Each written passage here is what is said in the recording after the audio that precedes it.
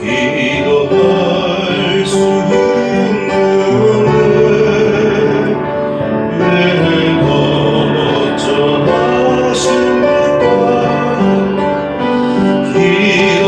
기도하면서 영원하실 처음부터 보겠습니다. 기도할 수 있는데 기도할 수 있는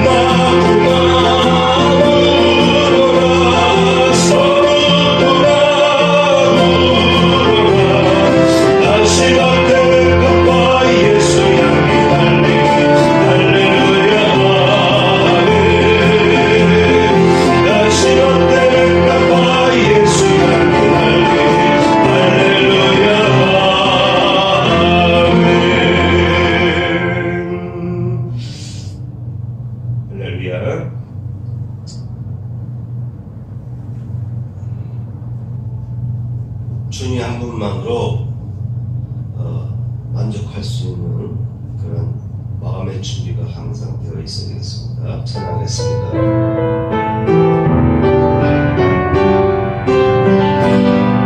주님 한 분만으로 나는 만족해.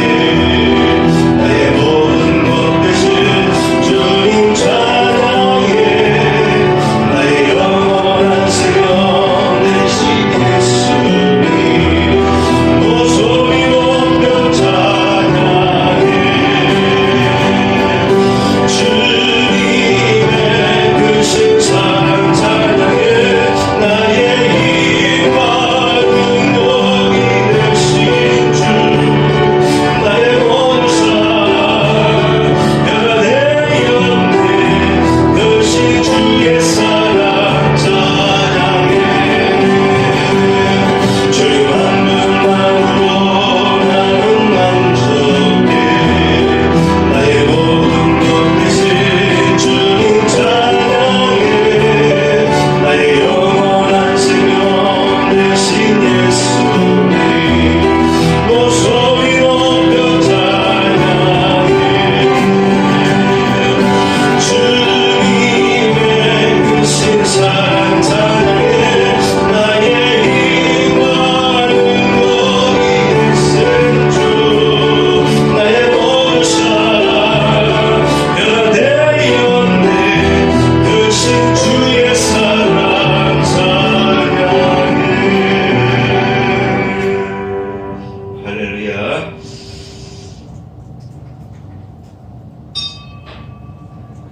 주님 이 자리에 오셔서 우리가 드리는 찬양과 영광의 시간을 받아 주옵소서. 아멘. 다 같이 일어서서 찬송 3장 부르겠습니다.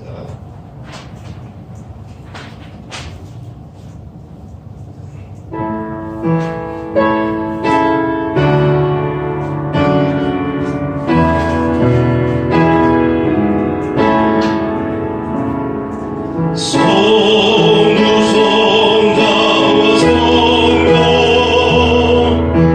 찬송과 영광 돌려보내세.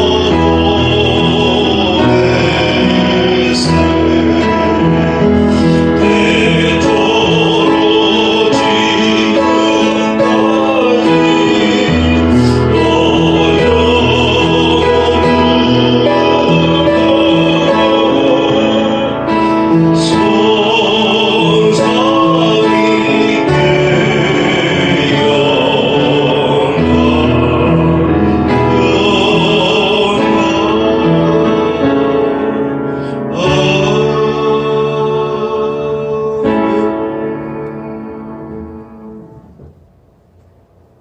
교동문 7번입니다. 아멘. 자리에 앉겠습니다. 참여 기도 드리겠습니다. 할렐루야. 하나님 아버지, 오늘도 주님의 존전에 나와서 예배를 드립니다. 이 시간 우리 영혼을 정화시켜 주시고 깨끗하게 하여 주시옵소서. 하나님을 바라봄에 있어서 흠이 없게 하여 주시고 온전히 주님께 영광 돌리며 하나님의 생명의 말씀을 들을 수 있도록 우리의 영혼을 깨끗하고 맑게 씻어주시고 용서하여 주옵소서. 허물의 사함을 얻고 그 죄의 가림을 받은 자는 복이 있도다. 마음에 간사가 없고 여호와께 정죄를 당치 않은 자는 복이 있도다. 아멘. 나는 전능하신 아버지 하나님 천지의 창조주를 믿습니다. 나는 그의 유일하신 아들 우리 주 예수 그리스도를 믿습니다.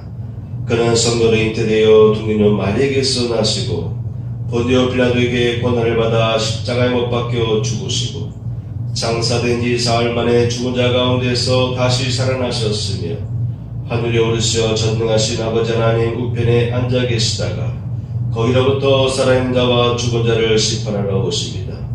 나는 성령을 믿으며 거룩한 공교회와 성도의 교제와 죄를 용서받는 것과 몸의 부활과 영생을 믿습니다. 아멘.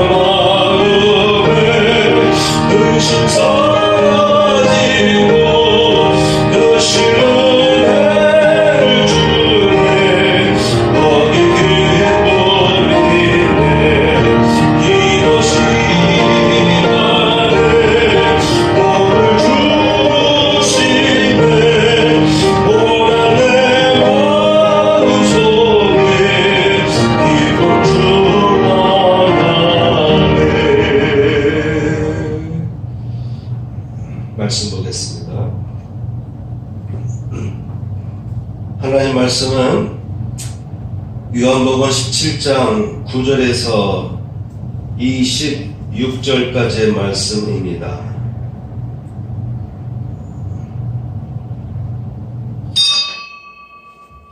기도는 대화하는 것이다. 예, 오늘은 기도를 어떻게 해야 될 것인가 라는 물음을 던지면서 기도는 대화하는 것이다 라는 제목으로 말씀을 전하겠습니다.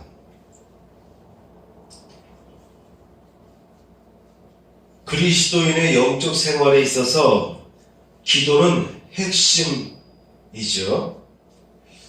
그런데 기도가 무엇인지에 대해서 알지 못하고 살아가는 그리스도인들이 많습니다. 기도에 어떤 능력이 있는지 모르고 살아가는 사람들이 많다고 하는 것이죠. 기도는 배워야 하는 것입니다.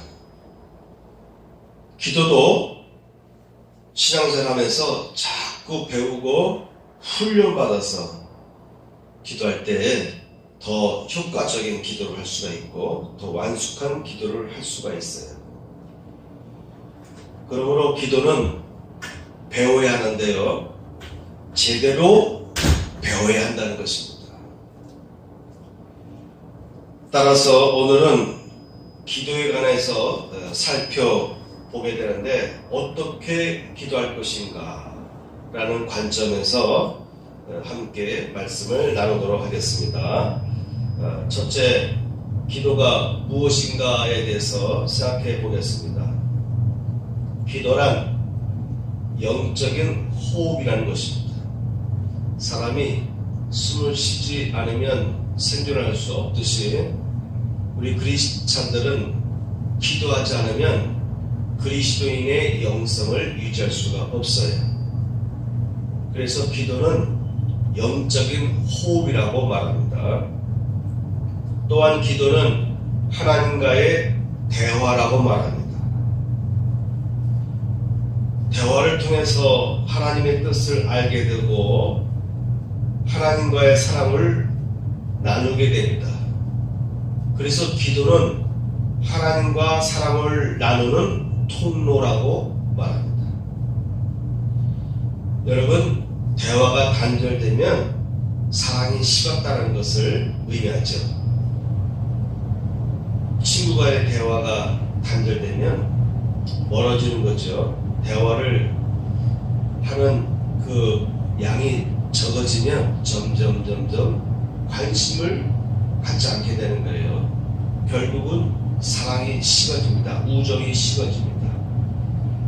하나님과의 관계 속에서도 하나님과 하는 대화가 자꾸 그 대화하는 시간이 줄어들고 횟수가 줄어들고 더 나아가서는 기도하지 않고 살다 보면은 하나님과의 사랑의 관계가 식어져서 결국은 단절되게 됩니다. 그러면 사람의 영혼이 병들게 돼요. 더 나아가서는 영도 죽습니다. 여러분, 기도한다는 것은 삶을 더 깊이 이해하게 하는 역사가 내 안에서 일어나게 되는 거예요. 기도 따로, 이 세상 따로, 기도 따로 이 세상을 살아가는 이 과정이 따로 있는 것이 아닙니다. 기도 생활을 잘하면 내 삶을 더 깊이 이해할 수 있고 내 주변의 환경에 대해서 더 심도 있는 분석을 할 수 있고 이해할 수 있게 돼요. 다시 말하면 삶에 대한 통찰력이 생긴다는 거예요. 통찰의 능력이 생긴다는 거예요. 어떻게 하면요? 기도 생활할 때, 기도할 때 삶의 통찰력이 생긴다고 하는 것입니다. 그러므로 기도하게 되면 삶의 문제들을 풀고 해결할 수 있는 능력이 생기게 돼요. 기도할 때 내 안에서 내 삶의 문제를 풀어나갈 수 있는 원동력이 내 안에서 막 솟아납니다. 내 안에 누가 계세요? 성령님이 계시잖아요. 성령님께서 나와 함께 같이 일으켜 주시기 때문에 내 안에서 삶의 문제를 풀어갈 수 있는 원동력이 내 안에서 이렇게 솟아나게 되는 것입니다. 더 나아가서 사탄의 세력과 싸울 수 있는 가장 강력한 무기가 바로 기도인 것이죠. 예수님께서도 말씀했습니다. 기도 외에는 이런 우리가 나아갈 수가 없느니라. 기도와 금식 외에는 물론 당연히 믿음을 전제로 하는 것이지만 믿되 기도로 금식과 기도로 할 때 능력이 나타난다. 이렇게 예수께서 말씀하셨어요. 그러므로 기도는 사탄의 세력과 싸울 수 있는 가장 강력한 무기라고 하는 것이에요. 이런 능력의 원천이 기도할 때 내 안에서 생기게 되는 것이죠. 기도하면 응답을 받습니다. 문제를 풀 수 있는 지혜도 얻지만은 또 문제를 풀고 나갈 수 있는 능력도 얻지만은 내가 알지 못하는 것을 알게 해주시고 내 힘으로 안 되는 것을 되게 하시는 응답의 역사가 기도를 통해서 이루어진다는 것이에요. 대화라고 하는 것은 서로 각각의 의견을 주고받고 느낌을 전달하면서 서로 이해하는 거잖아요. 그죠?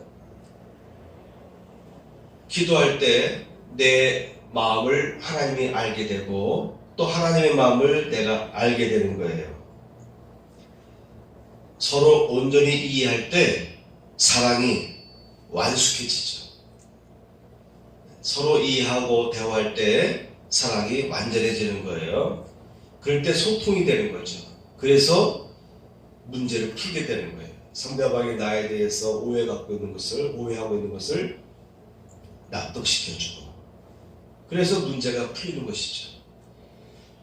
자, 기도의 맛을 우리는 체험하면서 살아야 됩니다. 기도의 맛을 체험하게 되면 체험할수록 더욱 기도하게 됩니다. 맛을 보면 그죠? 뭐든지 사업에서 성공의 맛을 본 사람 그죠? 그런 사람들은 사업하는 것이 그렇게 재밌잖아요. 자꾸 일을 벌리겠죠? 기도의 맛을 체험한 사람은 자꾸 기도하게 됩니다.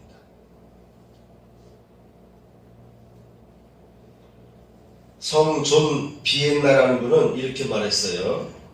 기도는 영혼을 던져놓는 내적인 사랑의 욕실이다. 목욕탕에 있는 욕조를 말하는 거죠.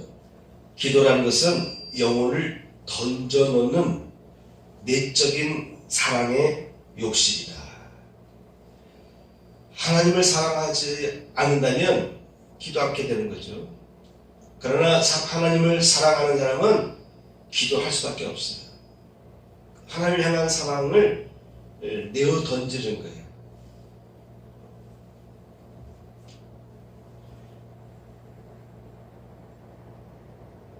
하나님은 우리를 향해서 사랑하시는데요. 그 하나님의 그 사랑은 표현되기를 원한다는 거예요. 하나님의 사랑은 표현되기를 원하는 것입니다. 여러분 사랑한다 할 때 표현하는 것이죠. 그죠? 표현하지 않고 사랑한다는 말은 의미가 없잖아요. 그건 변명에 불과한 거죠. 하나님의 사랑은 표현되기를 원하십니다. 그러므로 우리가 이웃을 사랑하는 것은 하나님이 숨쉬는 방법인 거죠. 기도할 때 이웃을 사랑하게 돼요. 내가 이웃을 사랑할 때 하나님도 숨을 쉬는 거예요. 그 하나님의 사랑은 그분이 지으신 피조물에게 흘러가게 되어 있습니다. 하나님의 사랑은 숨을 쉬어야 돼요.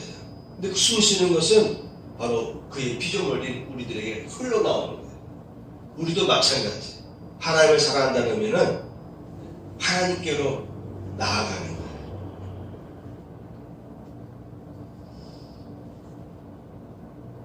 그런데 우리가 세상을 사랑하고 이웃을 사랑하려 하지만은 우리는 그런 사랑을 시도하려고 할 때 무능력을 깨닫게 돼요.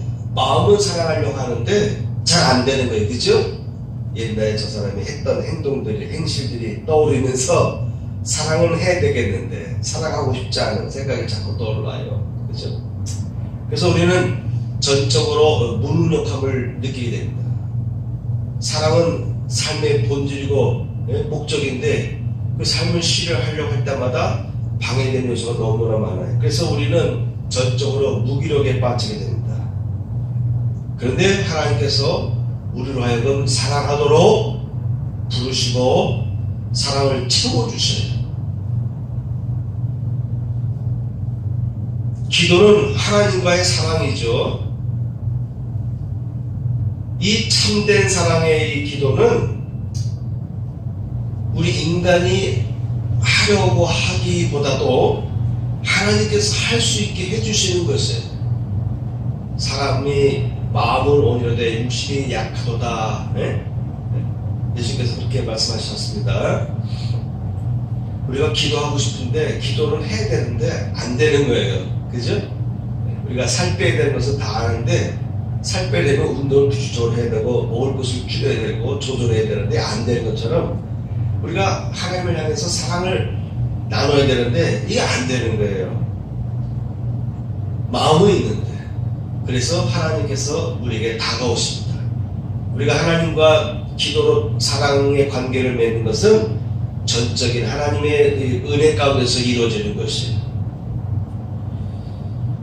자, 기도라는 것은 삶의 한 부분이다라는 것을 여러분 이해하고 생각하시기 바랍니다. 삶의 한 부분이다. 여러분 먹는 거 삶의 한 부분이죠. 오늘 한국 사람들은 먹는 맛에 살아간다 이런 말을 많이 해요. 그죠? 먹는 맛에 살아간다. 먹기 위해 산다. 이야기는 맛있게 먹어야 되겠다. 그래서 먹방 방송도 보고 하지 않습니까? 어느덧 우리나라가 이렇게 풍요로워서 먹을 것이 넘쳐나는데 무엇을 먹을까? 이야기는 내 입맛을 당기는 맛있는 음식을 먹어야 되겠다. 그래서 이 음식을 먹기 위해서는 돈이 아깝지 않은 그런 시대에 우리가 살아가고 있습니다. 그래서 먹는 것은 삶의 한 부분이에요. 먹는다는 것을 빼고서는 삶을 생각할 수가 없듯이 기도는 기도하지 않고서는 우리가 삶을 살아갈 수 없다는 거예요. 기도는 우리의 삶의 아주 중요한 삶의 한 부분이다. 이렇게 여러분 이해하시기 바랍니다. 그런데 우리 그리스도인들 중에 기도가 무엇인지 제대로 알지 못하고 살아가는 사람들이 많다고 하는 것이죠. 또한 기도하지 않고 살아가는 사람들이 많다고 하는 거예요. 기도를 할 필요한 기도를 해야 될 필요를 느끼지 못하고 살아가는 크리스찬들이 많다는 거예요. 혹시 기도를 하더라도 낮은 단계의 기도에 머무는 분들이 많습니다. 낮은 단계의 기도라는 것은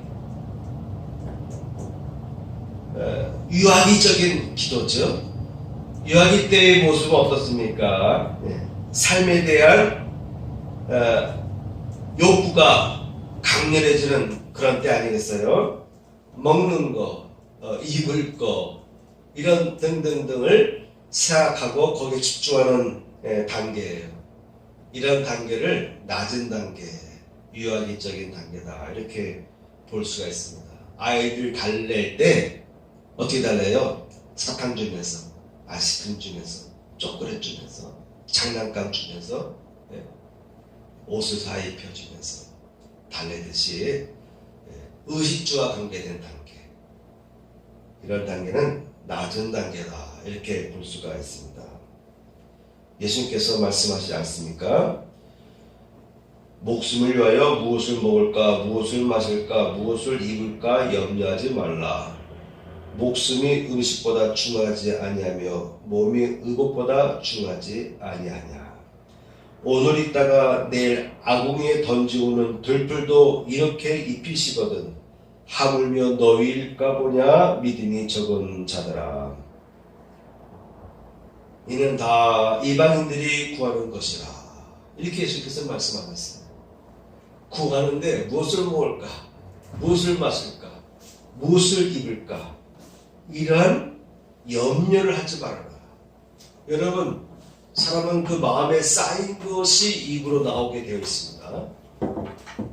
마음속에 어떤 염려를 하느냐에 따라서 그 염려의 내용이 기도로 나오는 거예요. 그죠?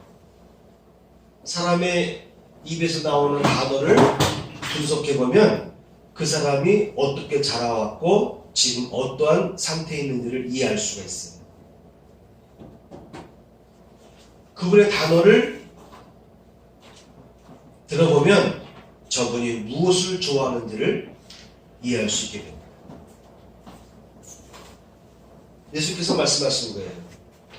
너희가 지금 무엇을 먹을까, 무엇을 마실까, 무엇을 입을까 염려하고 기도하는데 그러지 말아라. 이렇게 예수님께서 말씀하시는 거예요. 바로 유아기적인 단계의 기도에 속한 사람은 주여 돈을 주세요. 근데 이 돈이 어떤 돈이냐? 먹을 돈을 주세요. 먹을 돈을 주세요.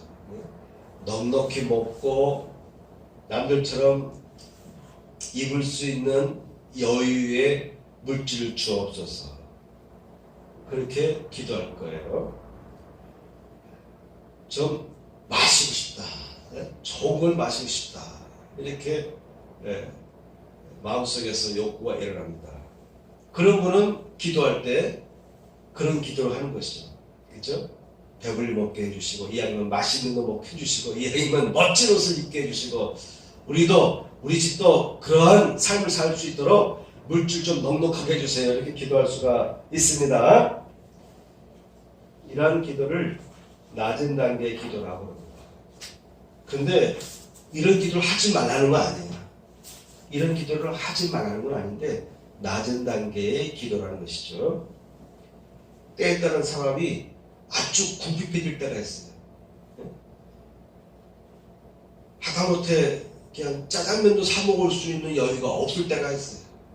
그럴 때 그런 기도를 해야죠. 근데 평상적인 기도 속에서는 그 단계를 넘어야 된다라고 하는 것이죠. 자, 성령의 기도가 있습니다. 성령기의 기도가 있습니다. 성령기의 기도는 하나님과의 합의를 이루는 기도를 말합니다. 관점이 달라요. 관심이 달라요. 어떻게 하면 하나님과 하나 될까? 어떻게 하면 하나님 앞에 가까이 갈까? 네? 어떻게 하면 하나님으로부터 멀어질까? 여러분, 완전히 관계가, 사랑의 관계가 연결되지 않으면 한 발짝 뒤로 이렇게 물러서잖아요. 그죠?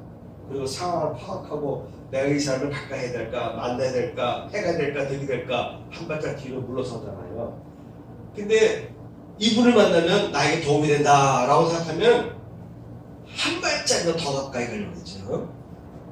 성령의 기도는 하나님과의 합의를 이루는데 목적을 둬요.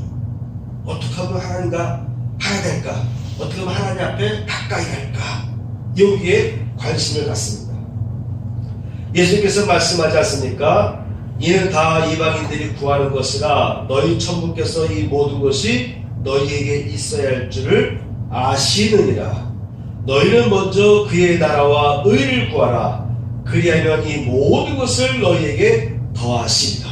주신다는 거예요. 의식주 주신다는 거예요. 넉넉하게 주신다는 것입니다. 내게 필요한 만큼 주신다는 거예요. 때에 따라서는 너무 많이 줘서 내 몸을 병들게 할 수가 있잖아요. 내 정신을 병들게 할 수가 있잖아요. 많이 줘도 내 정신이 감당할 정도 되면요, 하나님 주십니다.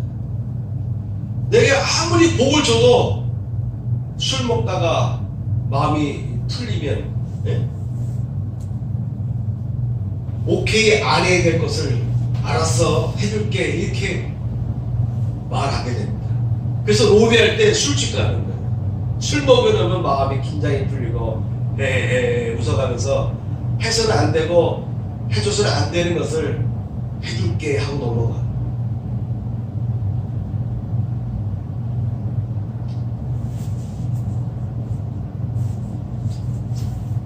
너무 많이 주면 그렇게 될까봐 하나님께서는 주지 않을 때가 있어요. 요만큼만 먹어라. 요만큼만 가져라. 네? 요만큼만 입어라. 이렇게 해줄 때가 있어요. 그러나 이 모든 것이 너에게 다 있어야 되는 것을 이미 알고 있느니라. 깐더라이가 음매하고 울잖아요. 응아하고 울잖아요. 그죠? 울 때 벌써 엄마는 이 아이가 지금 아프다. 이 아이가 지금 배고프다. 이 아이가 지금 응가했구나. 이걸 아는 거예요. 다 알고 계세요. 지금 오이를 먹었으니까, 지금 우유를 먹었으니까 몇 시간 후에 얘는 분명히 응가할 거야. 네? 다 알고 있어요. 몇 시간 후에 다시 이유식을 먹여야 되겠다는 것을 다 알고 있어요. 하나님은 다 알고 계시다는 거예요. 필요한 것을 알고 계신다는 것입니다. 그러므로 너희는 먼저 그의 나라와 의를 구하라. 그러니까 하나님과의 합의의 관계는 뭐냐면 하나님과 하나 되는 것이거든요. 내가 지금 사랑하는 연인이 있습니다. 상대방과 하나 되는 것이 사랑이잖아요. 사랑이라는 것은 뭡니까? 지금 내가 사귀고 있는 이 친구, 내가 사귀고 있는 여자, 이 남자가 지금 무엇을 원하고 있고, 무엇을 필요하고 있고, 지금 어떤 심정이 있고, 내가 무엇을 도와줘야 될지를 아는 단계, 마음이 하나 된다는 거죠. 그러니까 그의 나라와 의를 구하라. 하나님의 마음을 읽고 하나님의 그 마음을 위해서 너희가 기도하라는 거예요. 그러면 이 모든 것이 너희에게 필요한 줄 다 아시는 하나님께서 다 채워주신다고 말씀하시는 것입니다. 여러분, 바른 기도를 하면요, 필요한 것을 미리 다 알고 계세요. 엄마 아빠가 다 알고 계시듯이 다 알고 계셔서 미리 예비해 두고 계세요.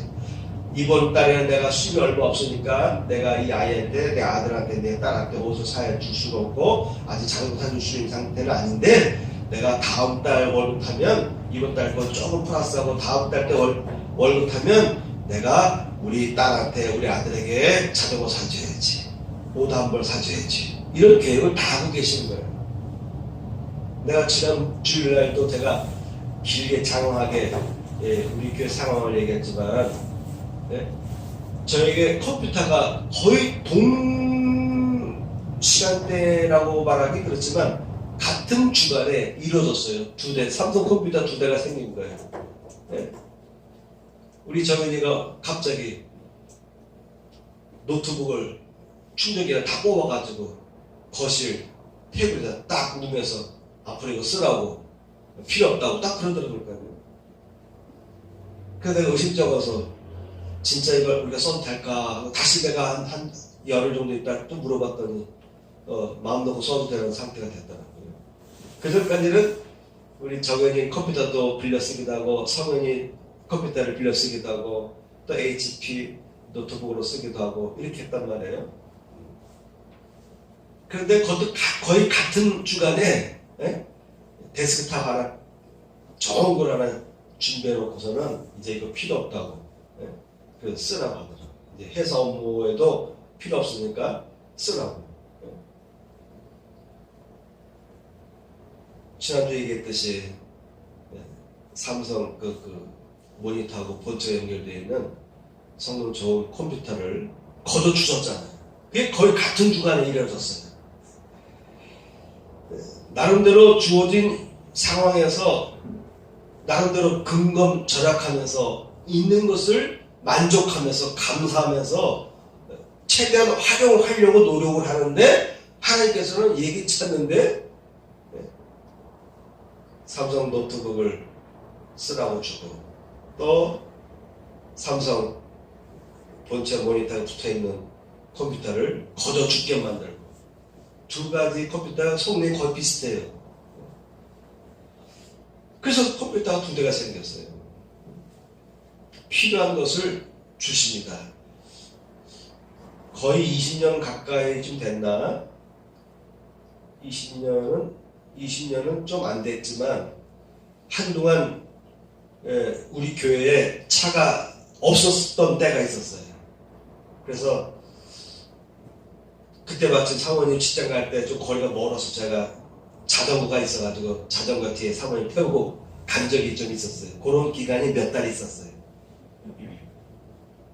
그런데 하나님께서 오토바이 주시더라고요. 네? 김재건 선생님이 2년 탄 오토바이를 주더라고요. 왜 주십니까 했더니 새 오토바이 샀다고 하면서 이거 필요 없다면서 출전하니까 그 오토바이가 지금까지 쓰고 있어. 망가지면 버리려고 항상 이 오토바이가 왜 안 망가지나, 오토바이가 망가지기만 하면 버려야지. 그런데 안 망가져요. 지금까지 쓰고 있어요. 필요하면 내가 오토바이 달라 한 적도 없어. 내가 자전거 달라 한 적도 없어요. 자전거는 그때 보니까 어디 우리 연애 체육대회 때 보니까 경품에서 저에게 자전거가 생긴 거예요. 그걸 뭐 했을까? 애들이라 쓰라 그러는데 애들이 자전거를 안 타요. 묵혀두고 있다가 어느 날 갑자기 교회 차가 없었던 때가 잠깐 있었어요. 잠깐. 한두 달인가. 그때 용인하게 썼어요. 근데 자전거 타고서 약간의 언덕바지로 올라가는데 힘들더라고요. 그런데 오토바이가 생겼다. 달라고 안 해도 전혀 필요를 못 느끼는데도 불구하고 미리 아시고 자전거도 주시고 오토바이도 주시고 또 자가용도 주시고 컴퓨터도 주시고. 제가 예를 들은 거예요. 여러분에게도 마찬가지입니다. 필요한 것은 다 알고 계시다는 거예요. 중요한 것은 내가 하나님 앞에 사랑스러우냐죠. 하나님이 여러분을 애지중지하고 사랑하는 애예요. 그러면 필요하다고 느끼지도 않았는데 뭐가 필요한지도 모르고 그냥 엄마 아빠 하고 이제가 살아가는데 벌써 엄마 아빠는 다 알아요. 벌써 옷이 작아지고 있구나. 옷 사이즈가 작아지네. 애가 자꾸 막 키가 크고 그러니까 작아져. 그래서 벌써 다음 달 월급하면 벌써 옷 사주려고 계획을 다 하고 계시고, 그리고 옷을 사다 주는 거죠. 자, 두 번째입니다. 기도에 있어서 준비 단계가 있습니다. 당연히 사랑의 관심, 사랑의 마음을 품고 있어야 되죠. 근데 이 사랑은 불타는 사랑이어야 돼.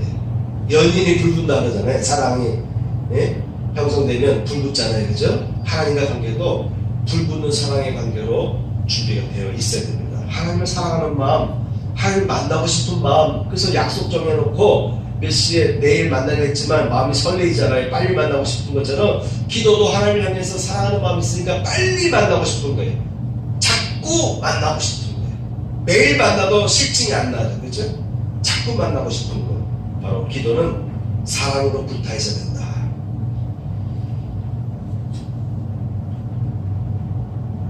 그 다음에 정결한 마음입니다. 정결한 마음. 시편 24편에 보면 여호와의 산에 오를 자 누구며 그 거룩한 곳에 설 자가 누구인가. 곧 손이 깨끗하며 마음이 정결하며 뜻을 허탈한 데 두지 아니하며 거짓 내세치 아니하는 자로다. 이렇게 시편에 기록되어 있습니다. 불결함은 하나님과의 연합에 치명적인 거예요. 기용 부인이라는 분이 있는데 그는 이렇게 말합니다. 하나님께서 세상에 불을 보내시는 이유는 당신 속에 있는 모든 더러운 것들을 태우기 위함이다. 그 불의 능력을 피할 수 있는 것은 아무것도 없다. 그 불은 모든 것을 소멸한다. 하나님은 그 지혜로 오직 한 가지 목적을 위해서 곧 우리를 하나님과의 연합을 시키기 위해서 우리 속에 있는 모든 불순물을 태워 없애신다. 이렇게 말했습니다. 키르케고르는 마음의 순결함이란 오직 한 가지만을 소망하는 것이다. 그러니까 하나님 앞에 이 정결한 마음은 죄를 안 짓는 것도 되지만 한 가지만을 소망하는 거예요.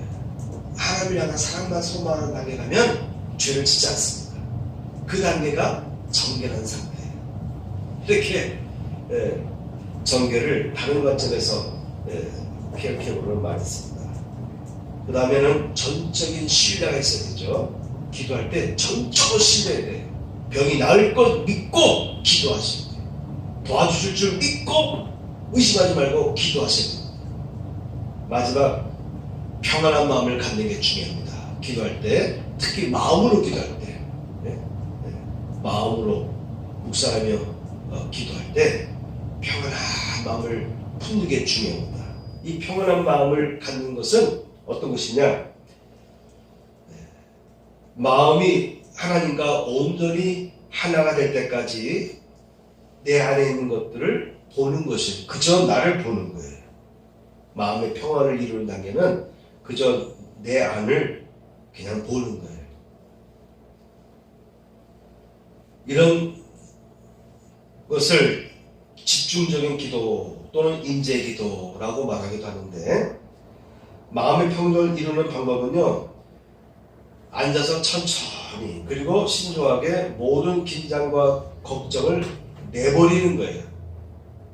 지금 막 불안해서 기도하잖아요. 그때 그 긴장과 근심거리를 내버리는 거예요.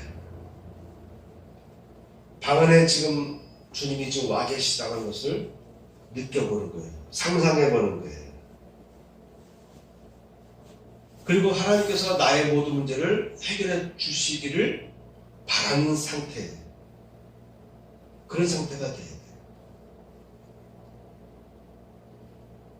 우리 마음속에서 일어나는 소동을 억누르는 것이 아니라, 내 마음속에 와 근심이 염려가 있습니다. 그러면 이래서는 안 되지, 이래서는 안 되지, 그러는 것이 아니라 오히려 풀어 버리는 거예요. 그러니까 하나님 앞에 내어놓는 거예요. 억제하는 것이 아니라, 제지하는 것이 아니라 하나님 앞에 그대로 노출시키고 펴놓는 것입니다. 이런 마음의 평정의 상태를 유지하고서 기도할 때 효과적으로 기도할 수 있습니다. 자, 오늘 기도 중에서요, 핵심적인 것은 지금부터 전하는 것입니다.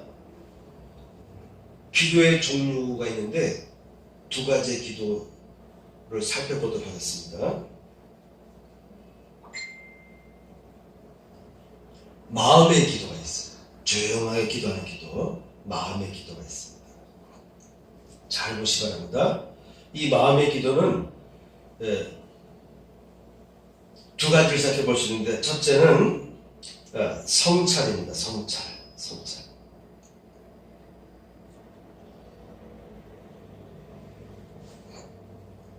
성찰하는 것이 기도다. 여러분, 기도하는 사람은요, 성찰하는 사람이에요. 그래서 생각과 판단이 틀리지 않는 거예요. 기도하는데 기도 많이 한다면서 무식한 사람들이 있어요. 기도 많이 한다면서 자기 감정을 통제하지 못하는 사람이 있어요. 기도한다면서 자기 욕심에 사로잡힌 사람이 있어요. 기도한다면서 늘 남과 충돌하는 사람이 있습니다. 충돌도 의와 불의 관계 속에서 충돌하는 것은 괜찮은데, 자기 주장, 자기 교만, 자기 뜻만 관철하려고 하면서 그런 사람들이 있어요. 이분들은 기도를 헛한 거예요. 자기 성찰을 하지 않은 것입니다. 기도는 첫째, 자기 성찰하게 되는 거예요. 자기를 성찰하는데 첫째, 자기 의식 가운데서 성찰하게 됩니다. 의식의 성찰입니다. 하나님이 하루 동안 어떻게 임재하셨는지를 알게 되는 거예요. 하나님 앞에 딱 앉게 되면요, 하나님께서 아침에도 이렇게 말씀하셨구나. 하나님께서 그때 저 사람과 만날 때 내가 실수하지 않게 나를 보여주셨구나. 이게 성찰되는 거예요. 알겠습니까? 기도하는 사람은 의식이 깨어나는 거예요. 의식이 맑아지는 거예요. 둘째, 양심의 성찰이 있습니다. 기도하는 사람은 양심이 깨끗해져요. 그래서 내게 그 조그만한 흠이 보이는 거예요. 양심이 자꾸 맑아지니까 나도 모르게 행했던 그 조그만 티가 보이는 거예요. 그래서 그걸 예수님께 고백하고 용서해달라고 기도합니다. 그래서 치유되는 거예요.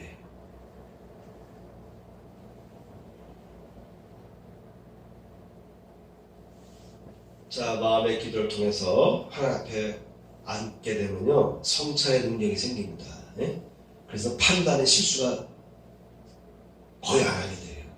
무엇을 선택할 때마다, 어떤 사업을 할 때마다, 어떤 걸 기획할 때마다 말해지는 거예요. 대부분의 사람들이 술 먹고 일 벌리잖아요. 그래서 술 먹고 운전하다가 사고 나고, 술 먹고 사업 논의하다가 실패하는 거예요. 술 먹고 이야기하다가 해서는 안 될 비밀을 자기도 모르게 내뱉게 되는 거예요. 사업 정보를 다 흘리게 되는 거죠. 기도 많이 하는 사람은 성찰의 능력이 형성되기 때문에 늘 성찰하기 때문에 절제하게 되고 또 하나님의 뜻을 알게 되는 거예요. 자, 더 나아가서 마음으로 기도하거나 할 때 하나님과 합의에 이르게 됩니다. 하나님과의 합의를 하기 위해서는요, 합의를 향한 열정과 집중이 필요해요. 하나님과 하나 되기 위해서는 하나님과 하나 되려면 열망과 집중력이 필요한 것이죠. 여러분, 하나님과의 합의 관계에 들어가면 듣게 돼요. 또 보게 됩니다. 하나님과 하나의 단계에 들어가게 되면요, 듣는 게 생겨요. 듣는 게 일어나요. 하나님으로부터 듣게 돼요. 그리고 보게 됩니다. 마음의 상상의 날개가 열려요. 그리고 생각이 열립니다. 생각이 열려요. 아, 이렇게 되겠구나. 네? 열리는 것입니다. 제가 예전에 건축할 때 기도하면 하나님께서 다 상상하게 하시고 어떻게 할 것인가를 다 예측하게 하시고 어떻게 할 것인가를 다 이렇게 주시더라고요. 하나님 하나 되는 가운데 속에서 보게 만들고 듣게 만들고 느끼게 만들고 생각하게 온전한 사람이 되게 하는 것입니다. 온전한 사람이 되는 순간은 기도하는 순간이라고 볼 수가 있겠습니다. 기도는 영혼을 하나님께 결합시켜준다. 우리가 기도하는 온전한 이유는 우리의 기도를 들으시는 분의 이상과 생각 속에 들어가서 그와 연합하는 것이다. 이렇게 노리치의 줄리 에메라는 분은 이렇게 기도에 대해서 정의해냈습니다. 많은 분들이 기도 많이 하시는 분들의 공통된 것은 기도의 최종 목적은 하나님과 연합이다. 하나님 외에는 아무것도 보지 못하는 순수한 관계의 상태로 들어간 것이다. 하나님 외에는 아무것도 보지 못하는 순수한 관계. 이렇게 말하면 오해할 거예요. 아, 그럼 뭐야? 그럼 내 인생은 뭐야? 내 삶은 뭐야? 이렇게 생각하잖아요. 하나님과 하나 되면 하나 되는 거예요. 연인이, 부부가 하나 되면 부인의 생각과 남편의 생각이 다 온통 어디에 있어요? 우리 가정의 행복에 있잖아요. 자녀를 어떻게 키울 것이며, 사업을 어떻게 펼쳐나갈 것이며, 부인의 생각이 그 생각이고, 남편의 생각이 그 생각이고. 그래서 하나님과 하나 되면요, 나와 하나님과 하나 됐어요.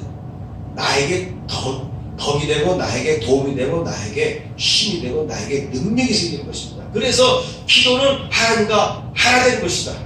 여기에 목적을 두고 있다. 이해하시면 되겠습니다.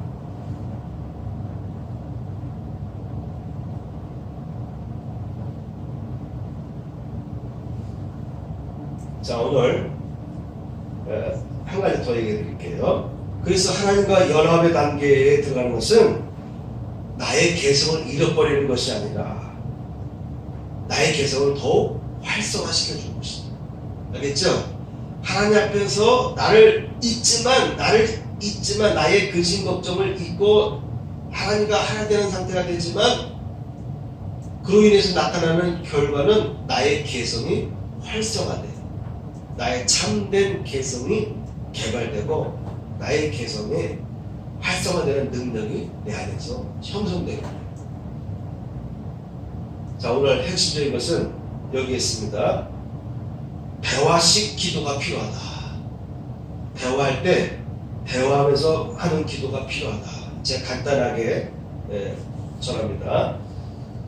다윗이 기도한 내용을 보면 그런 대화였어요. 오늘 교동문에도 보면 다윗이 그리거든요. 교동문을 잘 보세요. 시편 13편을 중심으로 썼고, 저는 오늘 시편 10편을 제가 준비했는데, 다윗의 기도 내용을 쫙 보면 대화식으로 풀어봐요. 시적인 기도인데 그 시적인 기도에는 하나님과 대화하면서 시를 써갔습니다. 물론 기도지만 이것이 또 문학적으로 보면 시란 말이에요. 다윗의 기도의 특징은 하나님과 늘 대화하면서 기도했다. 예수님도 마찬가지. 오늘 본문 요한복음 17장을 제가 대표적으로 본문을 정해놨는데, 요한복음 13장 9절에서 26절까지의 말씀을 쭉 읽어보면 아까 읽으셨잖아요. 예수님께서 계속 하나님 아버지와 대화할 때 보면은 질문을 던져요. 그리고 설득을 합니다. 대화는 경청하고 질문을 하고 그리고 설득을 하고, 그렇죠? 상대방이 이해를 못하면 설득을 하잖아요. 그리고 때에 따라서는 부탁하잖아요. 간구하게 됩니다. 이게 대화예요. 시편에서 다윗은 이렇게 말합니다. 시편 10편에 보면은 여호와여 어찌하여 멀리 서시며 어찌하여 환난 때에 숨으시나이까. 너무 어려움을 당하니까, 악인이 판을 치고 의로운 사람들이 핍박을 당하고 어려움 당하니까, 하나님이여 어찌하여 멀리 서시고 어찌하여 환난 때에 숨으시니까. 어떻게 보면 하나님을 향해서 모욕적인 말이에요. 하나님 왜 숨으세요? 어떻게 보면 하나님을 좀 경멸하는 것 같죠? 근데 경멸하는 자세로 말하는 게 아니에요. 하나님 마음을 끌어내고 싶어서 어찌하여 숨으십니까? 그래서 어떻게 보면은 하나님 앞에 우리가 너무 경건하게 완벽한 기도를 하려고 하는데, 기도는 너무 완벽할 필요 없어요. 있는 그대로 솔직하게 표현하는 거예요. 지금 왜 하나님께서 나타나지 않습니까? 지금 왜 하나님께서 지금 이 악한 세력들을 그대로 내두십니까? 이런 말을 왜 숨으십니까? 이렇게 질문을 던졌어요. 여호와여 일어나옵소서. 하나님이여 손을 드시옵소서. 손을 든다는 말은 뭐냐면 권능의 오른팔, 심판을 말합니다. 심판하시라는 거예요. 가난한 자들을 잊지 마옵소서. 여러분, 하나님이 어떤 것을 잊어버리는 그런 성경이 있습니까? 절대 잊어버리지 않죠. 근데 다윗이 기도할 때 잊어버리지 마세요. 가난한 자들을 잊어버리지 마세요. 요즘에 미얀마 사람들이 우리나라를 향해서 도와달라고 막 그런데 전 세계를 향해서 다 도와달라고 호소한다면서요. 가난한 자들을 잊지 마옵소서. 하나님이여 손을 드시옵소서. 하나님이여 일어나옵소서. 아니, 하나님 앞에 기도하면서 하나님 보고 일어나시게? 얼마나 불쾌해요. 그죠? 그러니까 사랑이 없으면 모든 게 불쾌한 거예요. 모든 게 오만해 보이고 건방지게 네가 감히 그런 말을 해? 이렇게 반응할 수 있어요. 그런데 하나님과 사랑 속에 있으면 이런 기도를 할 수가 있는 거예요. 하나님 제발 좀 일어나 주세요. 왜 주무십니까? 깨시옵소서. 다윗은 그렇게 기도했어요. 대화란 이렇게 하는 겁니다. 아주 고상한 말만 하는 것이 아니고 솔직히 있는 마음의 심정을 그대로 토하는 거예요. 이게 대화예요. 대화.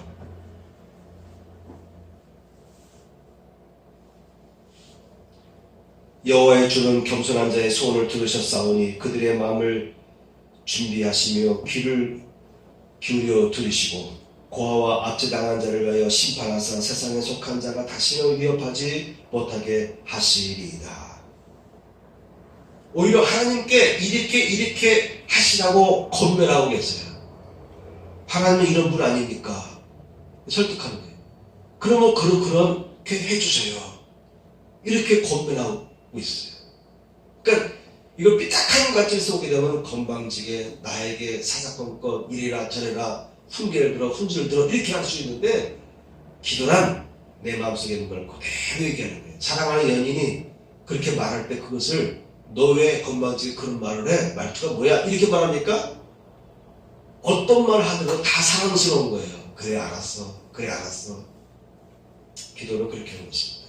자, 마지막 예수님의 기도를 보겠습니다. 본문에 보면 내가 그들을 위하여 비옵나니, 이것은 뭐냐면 예수님께서 이제 승천에 올라가시기 전에 남아있을 그분의 제자들에 대한 하나님께 기도하는 거예요.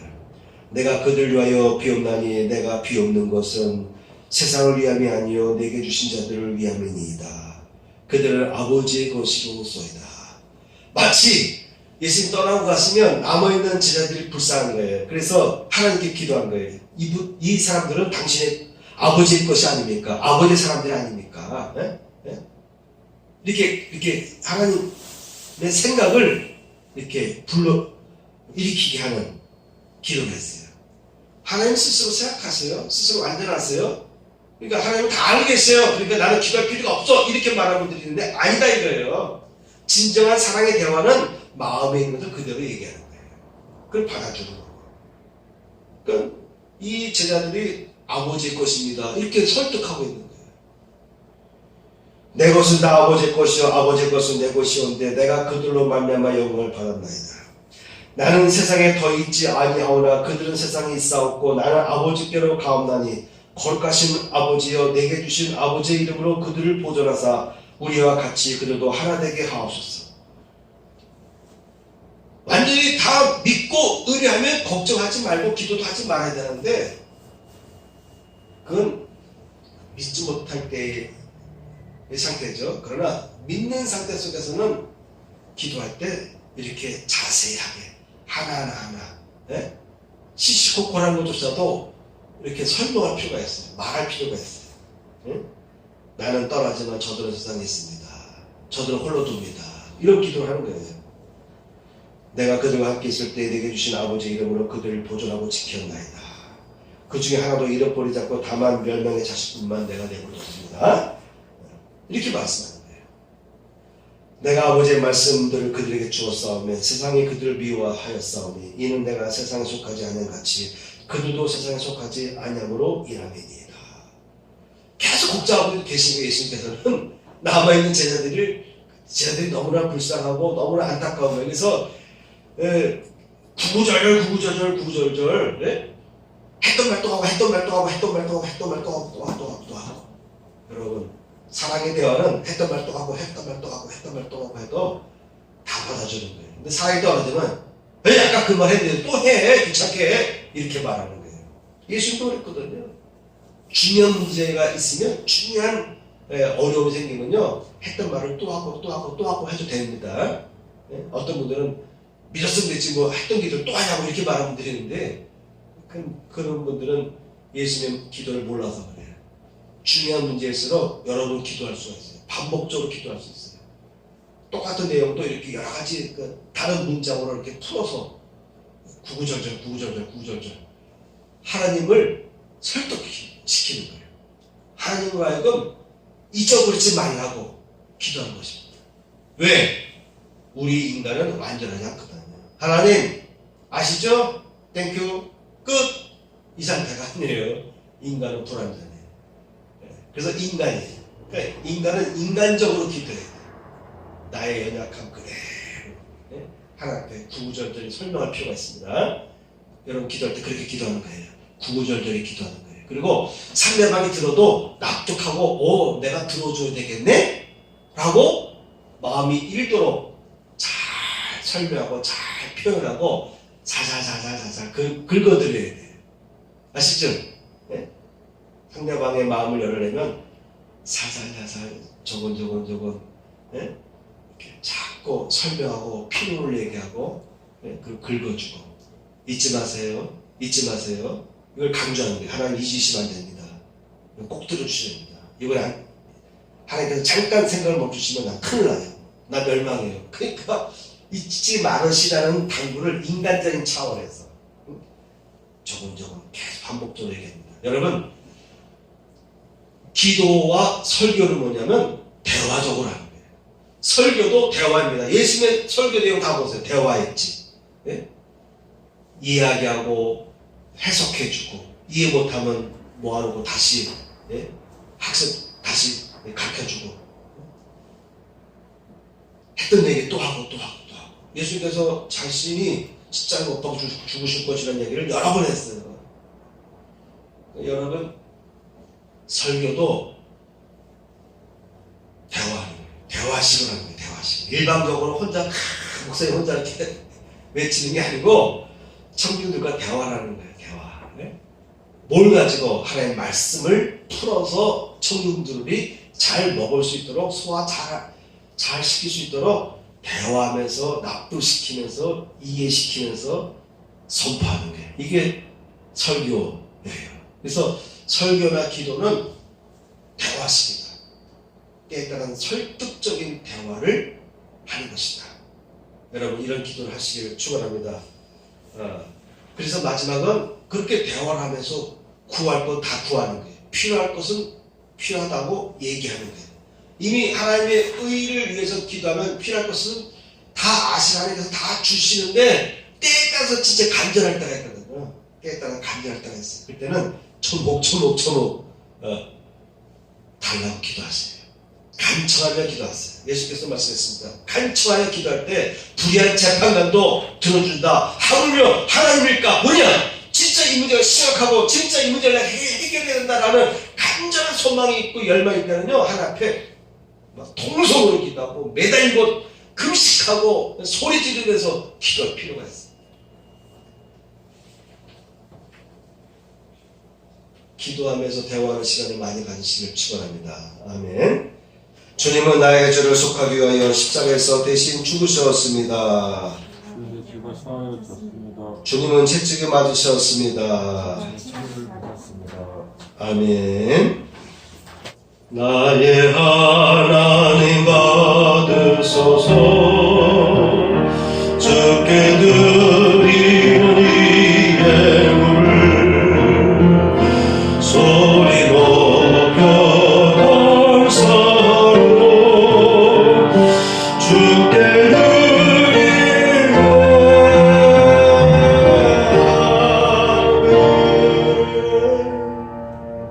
가슴에 손 얹고 본 기도 올리겠습니다. 기도하겠습니다. 할렐루야. 하나님 아버지 감사합니다. 복된 날을 허락해 주시고 오늘도 저희를 하나님의 자녀로 세우시며 하나님과 교통하기 원하셔서 이 시간 말씀으로 은혜를 부어주신 하나님 감사합니다. 오늘 이 시간도 하나님 앞에 드려지는 아름다운 11조 예물이 있습니다. 저의 손길을 받으시고 축복하여 주옵소서. 감사와 주의 예물로 드려지는 가정가정마다 하나님께서 은혜 풀어 주옵소서. 이제는 우리 구주 예수 그리스도의 은혜와 하나님 아버지의 극진하신 사랑과 성령님의 감동감화 역사하심이 이제의 참여한 성도들 위해 함께 하시기를 축원하옵나이다. 아멘.